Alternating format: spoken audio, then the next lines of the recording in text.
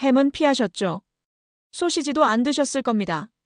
그런데요, 그보다 더 위험한 반찬이 매일 아침 밥상에 올라가고 있다면 어떨까요? 건강하다고 믿고 아이에게도 먹이고 어르신께도 챙겨드리던 그 반찬. 식품 영양학계에서는 이렇게 말합니다. 이 반찬이 췌장을 가장 빨리 망가뜨린다고요. 달고 짜고 윤기나는 그 조림 반찬 하나가 췌장을 쉬지 못하게 만들고 있다는 사실.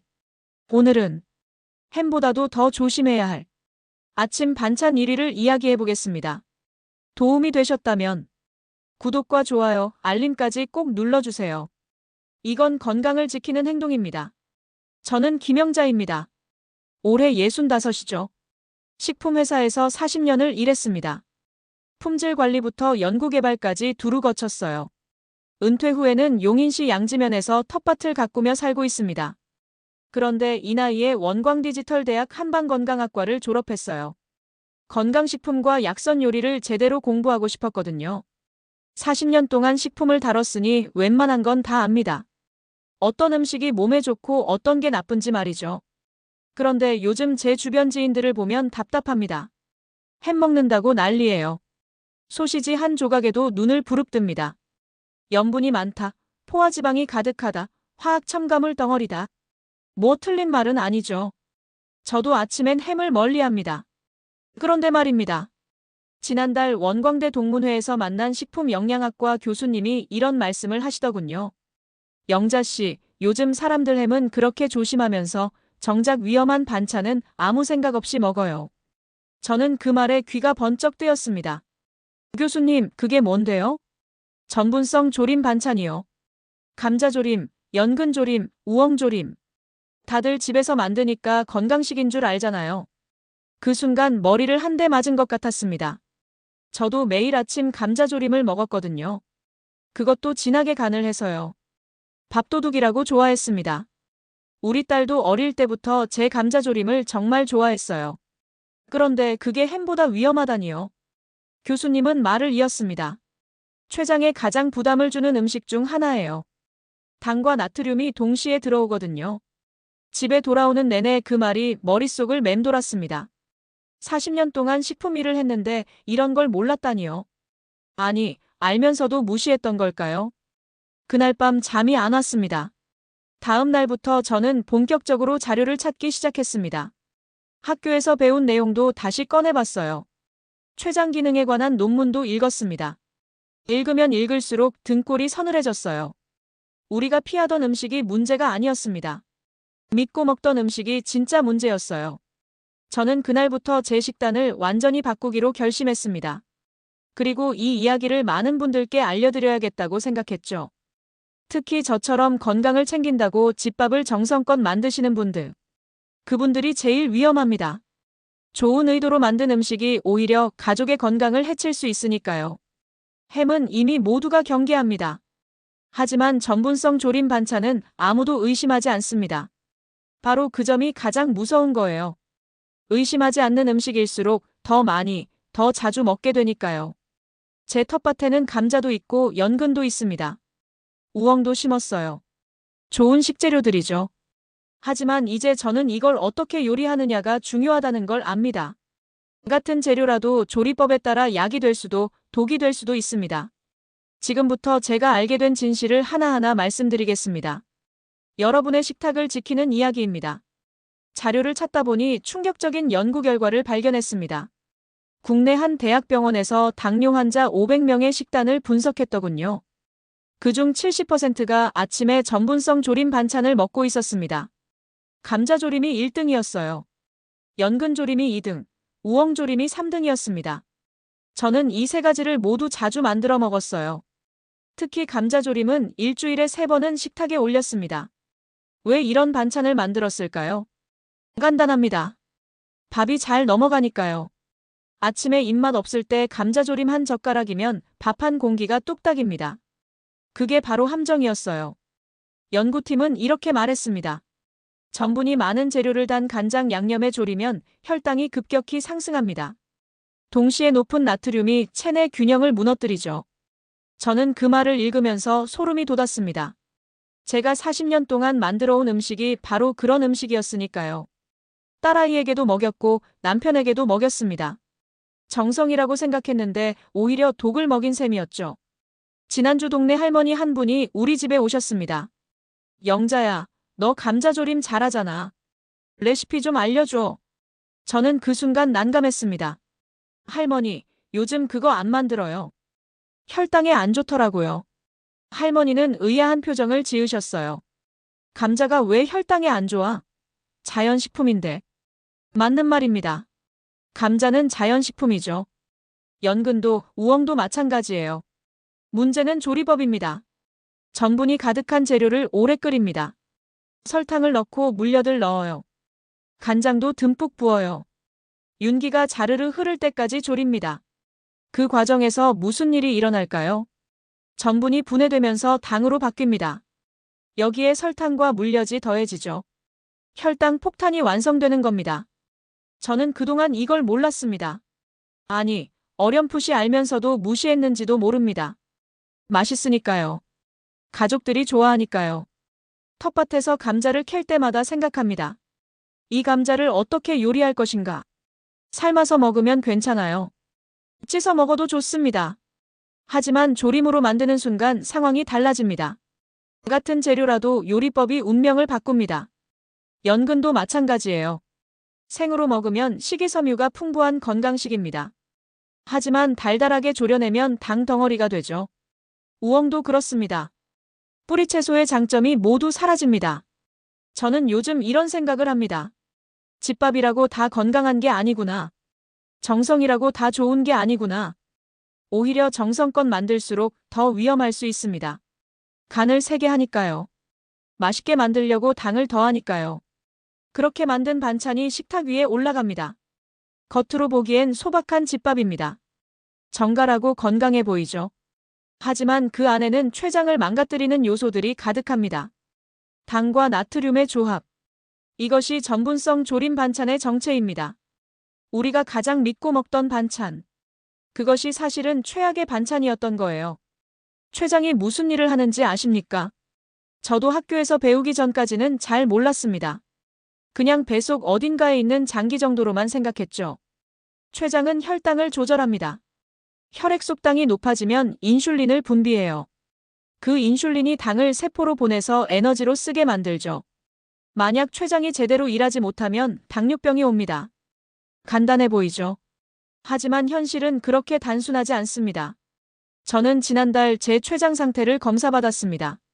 건강검진에서 혈당 수치가 경계선이 나왔거든요. 의사 선생님이 말씀하시더군요. 췌장이 많이 지쳐 있습니다. 어떻게 알 수 있나요? 인슐린 분비 패턴을 보면 알 수 있어요. 김 선생님, 췌장은 과부하 상태예요. 그 말을 듣는 순간 가슴이 철렁했습니다. 과부하라니. 제 췌장이 그렇게 힘들어하고 있었나요? 선생님은 설명을 이어갔습니다. 특히 아침에 전분과 당이 많은 음식을 드시면 췌장이 순간적으로 엄청난 일을 해야 해요. 거기에 나트륨까지 더해지면 상황이 더 나빠지죠. 저는 그제야 깨달았습니다. 제가 매일 아침 먹던 감자조림이 문제였어요. 전분 덩어리인 감자를 달고 짜게 졸였습니다. 거기다 밥까지 먹었죠. 췌장 입장에서 생각해 봅시다. 밤새 공복이었던 몸에 갑자기 당이 쏟아져 들어옵니다. 감자에서 나온 당, 설탕에서 나온 당, 밥에서 나온 당. 한꺼번에 몰려드는 거예요. 췌장은 급하게 인슐린을 만들어냅니다. 전력을 다해서요. 쉴 틈이 없습니다. 그런데 여기서 끝이 아닙니다. 나트륨이 들어옵니다. 간장 속 나트륨이 혈액으로 흡수되죠. 체내 전해질 균형이 흔들립니다. 혈압이 오르고 혈관이 긴장합니다. 췌장은 이중고를 겪습니다. 당을 처리해야 하는데 체내 환경까지 불안정해진 거예요. 마치 폭풍우 속에서 배를 저어야 하는 것과 같습니다. 이게 하루 이틀이면 괜찮아요. 문제는 매일 반복된다는 겁니다. 월요일에도 화요일에도 일주일 내내 같은 패턴이 이어지죠. 저는 5년 동안 그렇게 먹었습니다. 아침마다 감자조림이나 연근조림을 먹었어요. 때로는 우엉조림도 먹었습니다. 맛있으니까 자꾸 만들었죠. 그동안 제 췌장은 매일 아침 전쟁을 치렀던 겁니다. 제가 음식을 입에 넣는 순간부터 췌장은 비상사태에 돌입합니다. 인슐린을 최대한 빨리, 최대한 많이 만들어내야 하니까요. 회복할 시간도 없습니다. 점심이 되면 또 당이 들어오고 저녁이 되면 또 들어옵니다. 간식까지 먹으면 하루 종일 쉴 틈이 없어요. 이런 생활이 10년, 20년 이어지면 어떻게 될까요? 췌장은 결국 지칩니다. 인슐린을 만드는 세포가 망가져요. 그러면 당뇨병이 시작되는 겁니다. 의사 선생님이 이렇게 말씀하셨어요. 지금 당장 식단을 바꾸세요. 당신 췌장은 한계에 와 있습니다. 그 말이 제 가슴에 비수처럼 꽂혔습니다. 저는 그날 저녁 집에 와서 냉장고를 열었습니다. 어제 만든 감자조림이 들어있더군요. 윤기가 자르르 흐르는 게 정말 맛있어 보였어요. 하지만 이제는 압니다. 저 반찬 하나가 제 췌장에게 얼마나 큰 부담인지 말이죠. 단 한 젓가락이 췌장을 2번 공격합니다. 한 번은 당으로, 한 번은 나트륨으로. 저는 그날 감자조림을 버렸습니다. 아깝지만 어쩔 수 없었어요. 제 건강이 더 중요하니까요. 텃밭에서 감자를 캐면 참 예쁩니다. 흙을 털어내면 노란 속살이 드러나죠. 싱싱하고 건강해 보입니다. 이 상태의 감자는 혈당을 그렇게 많이 올리지 않아요. 문제는 불을 만난 이후입니다. 저는 원광대에서 식품화학을 배웠습니다.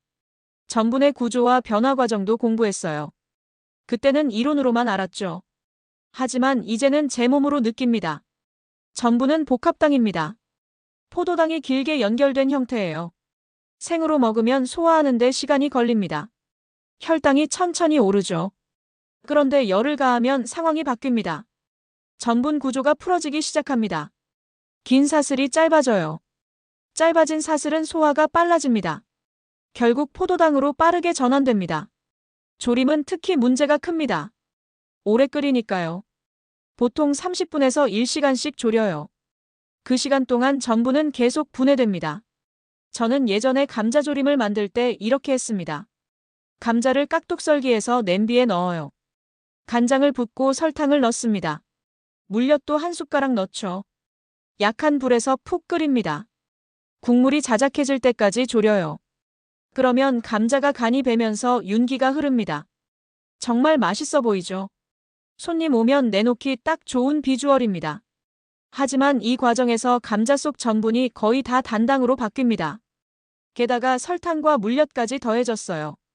당이 3배로 늘어난 셈입니다. 한 젓가락 먹으면 혈당이 확 치솟습니다. 지난주 혈당 측정기를 샀습니다. 직접 확인해보고 싶었거든요. 아침 공복 혈당을 재고 감자조림을 한 숟가락 먹었습니다. 30분 후에 다시 쟀어요. 혈당이 40이나 올라 있었습니다. 겨우 한 숟가락인데 말이죠. 충격이었어요. 같은 감자를 쪄서 먹었을 때는 20밖에 안 올랐습니다. 조림과 찐 감자의 차이가 2배였던 거예요. 조리법이 모든 걸 바꿔버립니다. 연근도 마찬가지입니다. 연근에도 전분이 많아요. 생으로 보면 아삭아삭한 식감이 좋은 채소입니다. 하지만 달달하게 조리면 어떻게 될까요? 전분이 당으로 전환되고 거기에 설탕까지 더해집니다. 건강식이 당 폭탄으로 변하는 거죠. 우엉도 똑같습니다. 우엉은 원래 혈당 조절에 도움이 되는 채소예요. 식이섬유도 풍부합니다. 하지만 조림으로 만들면 장점이 사라집니다. 오래 끓이는 과정에서 식이섬유가 분해되고 전분이 당화됩니다. 좋은 재료가 나쁜 음식으로 바뀌는 순간이죠. 제가 40년 동안 식품회사에서 일하면서 배운 게 있습니다. 가공 과정이 식품의 성질을 완전히 바꾼다는 거예요. 좋은 원료도 잘못 가공하면 문제가 됩니다. 집에서 만드는 음식도 마찬가지입니다. 아무리 좋은 재료를 써도 조리법이 잘못되면 건강에 해로울 수 있어요. 특히 전분이 많은 식재료는 조리법이 정말 중요합니다. 저는 요즘 감자를 이렇게 먹습니다.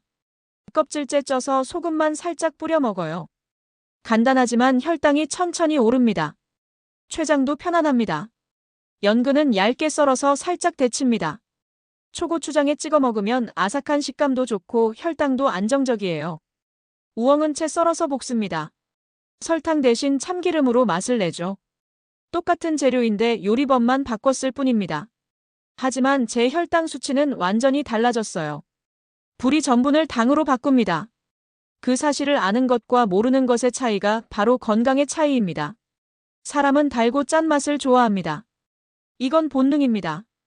우리 조상들이 살아남기 위해 발달시킨 감각이죠. 단맛은 에너지를, 짠맛은 염분을 의미했으니까요. 문제는 현대 사회입니다. 당과 나트륨이 넘쳐나는 시대죠. 그런데도 우리 뇌는 여전히 부족하던 시절의 본능을 따릅니다. 전분성 조림 반찬이 위험한 이유가 바로 여기 있습니다. 단짠의 완벽한 조합이거든요. 저는 예전에 감자조림을 만들 때 간을 맞추는 게 제일 중요했습니다. 달달하면서도 짭조름해야 밥이 잘 넘어가니까요. 한 숟가락 먹으면 밥 한 숟가락이 들어갑니다. 자꾸만 손이 갑니다. 멈출 수가 없어요. 한 공기를 뚝딱 비우고 나면 배가 부른데도 또 먹고 싶어집니다. 이게 단짠의 마법입니다. 뇌가 즐거움을 느끼는 거예요. 도파민이 나옵니다. 그래서 자꾸 더 먹고 싶어지는 겁니다. 지난달 조카가 우리 집에 왔습니다. 고모, 감자조림 해주세요. 어릴 때 먹던 그 맛이 너무 그리워요. 조카는 35입니다. 지금은 서울에서 회사 다니죠. 어릴 때 제 집에 자주 놀러 왔어요. 그때마다 제가 감자조림을 만들어줬습니다. 미안한데 요즘 그거 안 만들어. 혈당에 안 좋더라. 에이, 한 번만요. 제가 너무 먹고 싶어요. 조카의 눈이 반짝였습니다. 그 모습을 보니 마음이 약해지더군요. 결국 만들어줬습니다. 조카는 한 숟가락 먹더니 감탄했어요. 역시 이 맛이에요. 왜 이렇게 맛있죠? 밥 2공기를 먹었습니다. 평소엔 한 공기도 안 먹는 애가 말이죠. 저는 그 모습을 보면서 무서워졌습니다. 단짠이 식욕을 조종하는 걸 눈으로 확인한 거예요. 조카는 배가 고파서 먹은 게 아니었습니다. 맛이 좋아서, 뇌가 원해서 먹은 거죠. 이게 습관이 되면 큰일입니다. 매일 아침 이런 반찬을 먹으면 과식하게 됩니다. 의도하지 않았는데 밥을 더 먹게 되는 거예요. 혈당은 급격히 오릅니다. 췌장은 쉴 틈 없이 일합니다. 이 패턴이 반복되면 체중도 늘고 혈당 조절 능력도 떨어지죠. 특히 어린이와 노인에게는 더 위험합니다. 어린이는 아직 혈당 조절 시스템이 완전하지 않아요. 단짠 음식에 자주 노출되면 어릴 때부터 췌장이 망가질 수 있습니다. 노인은 이미 췌장 기능이 약해진 상태입니다. 젊을 때는 괜찮았던 음식도 나이 들면 부담이 되죠. 저도 60 넘어서야 이걸 실감했습니다. 동네 할머니 한 분이 당뇨 진단을 받으셨습니다. 영자야, 나 평생 단 거 안 먹었는데 왜 당뇨가 왔을까?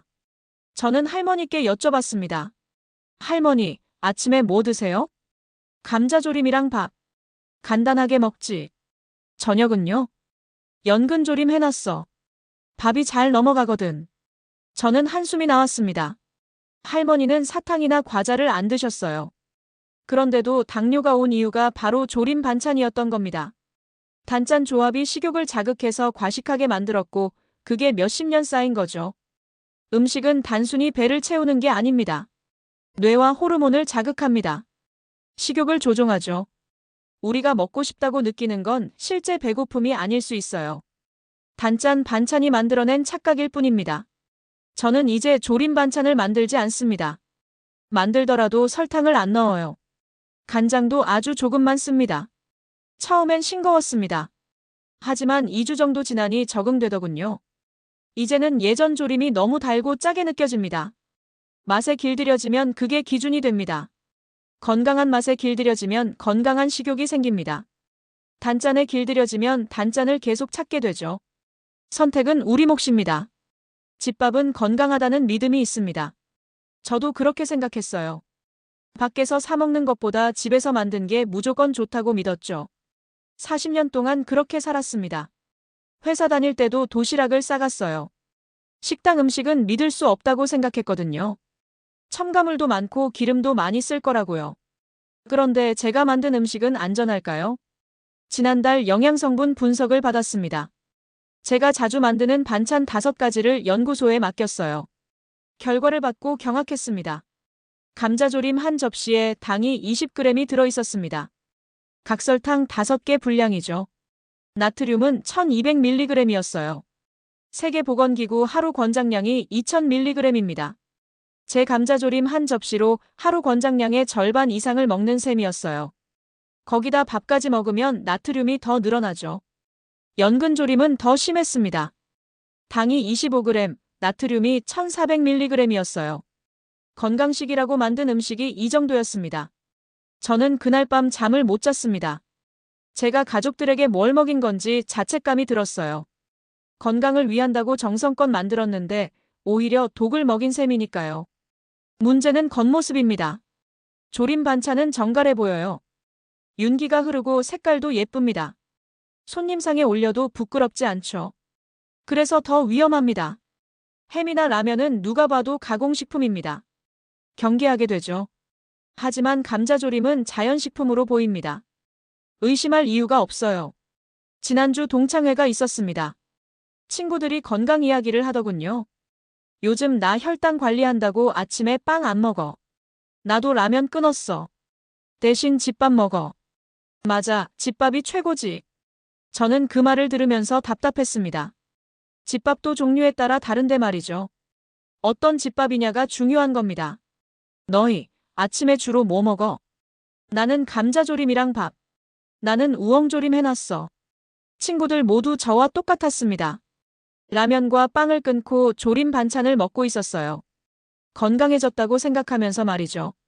저는 조심스럽게 말했습니다. 그것도 혈당에 안 좋대.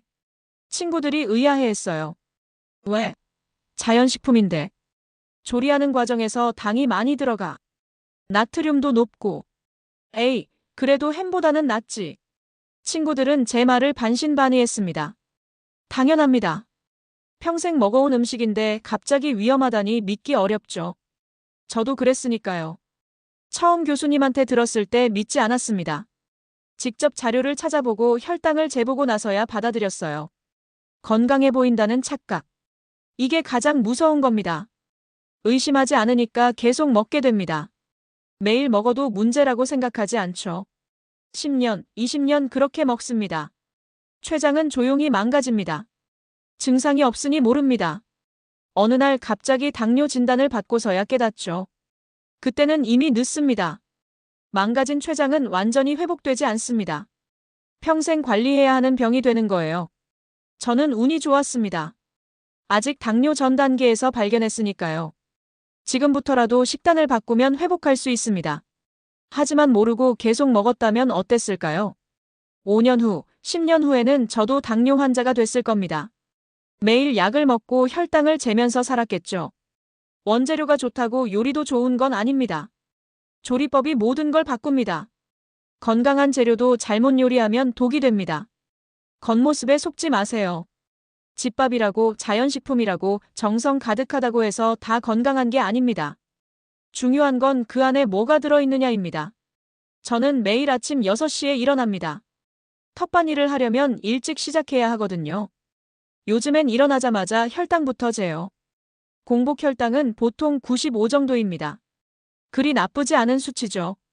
하지만 아침을 먹고 나면 달라집니다. 무엇을 먹느냐에 따라 혈당이 30에서 50까지 올라가요. 의사 선생님이 말씀하셨습니다. 아침이 제일 중요해요. 밤새 공복이었던 몸이 처음 받아들이는 음식이니까요. 맞는 말입니다. 잠자는 동안 췌장도 쉬었어요. 인슐린을 거의 만들지 않았죠. 그런데 아침에 갑자기 당이 들어오면 어떻게 될까요? 췌장은 깜짝 놀랍니다. 준비 없이 일을 시작해야 하니까요. 서둘러 인슐린을 만들어냅니다. 급하게 일하다 보면 실수도 생기고 과부하도 걸리죠. 이게 매일 반복되면 췌장이 지칩니다. 저는 예전에 아침마다 감자조림을 먹었습니다. 잠에서 깬 지 30분도 안 돼서 먹었어요. 공복에 전분과 당이 한꺼번에 들어간 겁니다. 제 췌장은 매일 아침 충격을 받았을 거예요. 쉬다가 갑자기 전력 질주를 해야 했으니까요. 지난주 아침에 실험을 했습니다. 같은 음식을 다른 순서로 먹어봤어요. 첫째 날은 감자조림부터 먹었습니다. 혈당이 45나 올랐어요. 둘째 날은 채소를 먼저 먹었습니다. 양배추를 한 접시 먹고 그 다음에 감자조림을 먹었죠. 혈당이 30밖에 안 올랐습니다. 같은 음식인데 순서만 바꿨을 뿐인데 차이가 컸어요. 채소의 식이섬유가 당 흡수를 늦춰준 겁니다. 췌장이 여유 있게 대응할 수 있었던 거죠. 아침 식단이 하루를 결정합니다. 아침에 혈당이 급격히 오르면 점심 전까지 피곤합니다. 졸음이 오고 집중력도 떨어지죠. 반대로 아침 혈당이 안정적이면 오전 내내 컨디션이 좋습니다. 저는 요즘 아침을 이렇게 먹습니다. 물 한 잔을 먼저 마셔요. 그 다음 삶은 계란을 먹습니다. 단백질이 포만감을 주거든요. 그리고 나서 채소를 먹습니다. 상추, 깻잎, 양배추 같은 걸로요.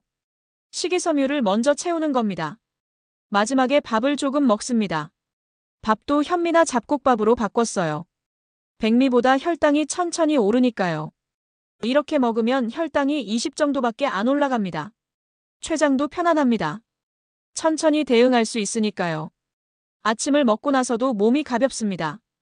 예전엔 아침 먹고 나면 나른했어요. 소화하느라 에너지를 다 쓴 것처럼 피곤했죠. 이제는 그런 게 없습니다. 오히려 활력이 생깁니다. 아침이 바뀌니 하루가 바뀌었어요. 텃밭 일도 더 잘 됩니다. 오전에 집중력이 높아져서 일 효율이 올라갔죠. 점심때쯤 되면 적당히 배가 고픕니다. 과식하지 않게 됩니다. 아침에 혈당이 안정적이면 점심에 폭식할 일이 없어요. 몸이 균형을 찾은 거죠. 저는 아침 식단을 바꾸고 석 달 만에 체중이 3kg 빠졌습니다. 혈당 수치도 개선됐어요. 의사 선생님이 놀라셨습니다. 뭘 하셨어요? 약도 안 먹는데 이렇게 좋아졌네요. 아침 식단을 바꿨습니다. 그것만으로요? 네, 조림 반찬을 끊었어요. 선생님이 고개를 끄덕이셨습니다. 아침이 제일 중요하다니까요. 췌장이 가장 예민한 시간이거든요. 그 말이 제 경험과 정확히 일치했습니다. 아침을 바꾸니 모든 게 바뀌었어요. 췌장이 회복할 시간을 준 겁니다. 해답은 복잡하지 않습니다. 저는 석 달 동안 여러 가지를 시도해봤어요. 복잡한 방법들도 많았습니다. 하지만 결국 단순한 원칙이 제일 좋았어요. 전분과 당을 줄이는 것. 이게 첫 번째입니다. 감자조림, 연근조림, 우엉조림을 아예 끊을 필요는 없어요. 다만 횟수를 줄이는 겁니다. 저는 일주일에 한 번 정도만 먹습니다. 그것도 간을 아주 약하게 해요.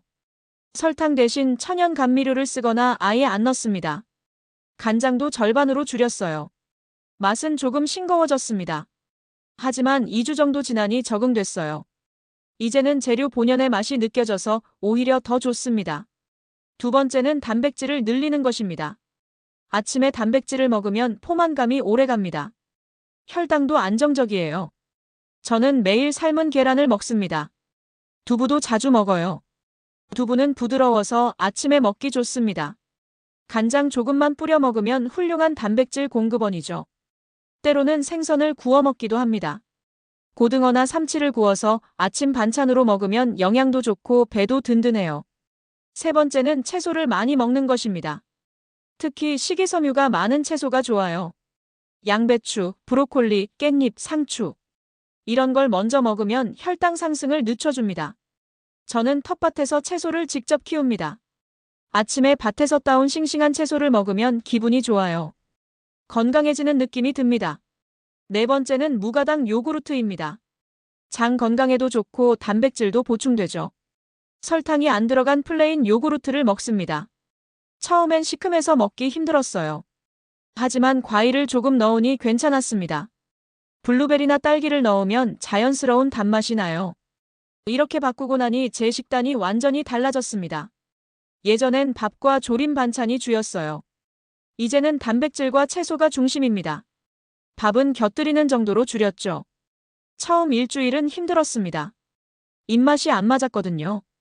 평생 먹던 방식을 바꾸니 어색했어요. 감자조림이 자꾸 생각났습니다. 하지만 2주차부터 몸이 변하기 시작했습니다. 아침에 일어나면 몸이 가벼웠어요. 소화도 잘 됐습니다. 혈당 수치도 점점 좋아졌죠. 한 달쯤 지나니 완전히 적응됐습니다. 이제는 예전 식단이 오히려 낯설어요. 가끔 외식하러 나가서 조림을 먹으면 너무 달고 짜게 느껴집니다. 몸이 건강한 맛을 기억한 겁니다. 제 친구 중 한 명도 최근에 식단을 바꿨습니다. 당뇨 진단을 받았거든요. 의사가 식단 관리를 강조했대요. 영자야, 너 요즘 뭐 먹어? 저는 제 식단을 자세히 알려줬습니다. 친구도 따라해보더니 한 달 만에 혈당이 좋아졌다고 연락이 왔어요. 진작 이렇게 먹을 걸. 약도 줄었어. 친구의 목소리에서 기쁨이 느껴졌습니다. 췌장은 바꿔주면 반드시 반응합니다. 지쳐있던 췌장도 휴식을 주면 회복됩니다. 늦었다고 생각할 때가 가장 빠른 때예요. 저는 올해 65입니다. 이 나이에 식습관을 바꾸는 게 쉽지 않았어요. 평생 해온 방식을 바꾸는 거니까요. 하지만 해보니 가능하더군요. 몸은 정직합니다. 좋은 음식을 주면 좋아지고 나쁜 음식을 주면 나빠집니다. 선택은 우리 몫이에요. 조림 반찬을 완전히 끊으라는 게 아닙니다. 다만 자주 먹지 말고 간을 약하게 하라는 겁니다. 그것만으로도 췌장을 크게 도울 수 있어요. 저는 요즘 텃밭에서 일하면서 생각합니다. 건강은 매일 쌓이는 거라고요. 하루하루의 선택이 10년 후를 만듭니다. 지금 제가 먹는 아침 한 끼가 제 췌장을 지킵니다. 앞으로도 이렇게 먹을 겁니다. 제 몸이 좋아하는 음식을 주면서 말이죠. 여러분도 할 수 있습니다. 어렵지 않아요. 조금만 신경 쓰면 됩니다. 췌장은 묵묵히 일하는 장기입니다. 아프다고 말하지 않아요. 하지만 우리가 돌봐주면 반드시 보답합니다. 건강한 삶으로 말이죠.